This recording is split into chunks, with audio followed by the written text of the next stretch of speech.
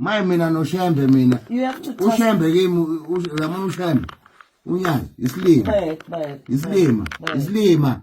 Manje hey ngiyakwashembe uyabona nje kunendoda emshelayo kuthiwa uMasango lo. Uyazi. Uphi hey ngicela ubuye esontweni ngathi ufuna ukumkhwela lesontweni. Lalela ngizomdedela inja. Ayihambi inja iyokhwela esontweni.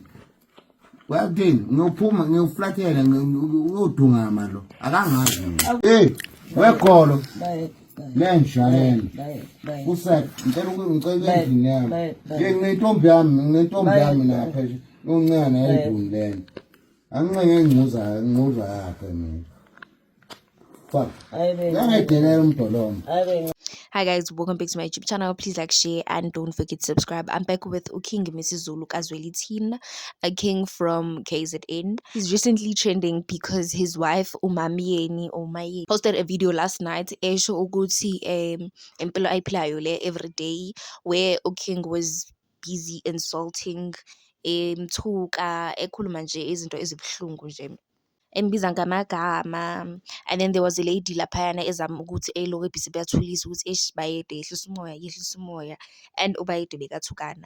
And it didn't just end there. Ubayede went as far as saying uShembe umfundisi onjani onepasi and ofaka amaringi, and that his wife uMameni was dating one of she was not dating one of, she's dating one of the Shembe pastors, Umasango.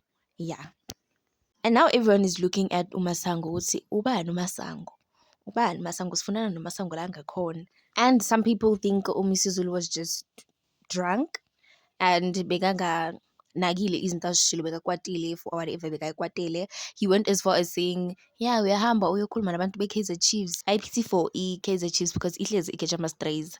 And he went as far as saying the queen is also building indumba, sort of indumba, so ikhaya le-mud la egqekeni lakwa King Bisizulu.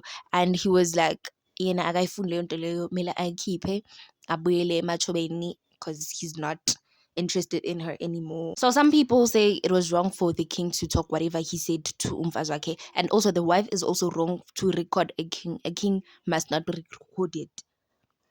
Akumelanga nje irecordwe at all.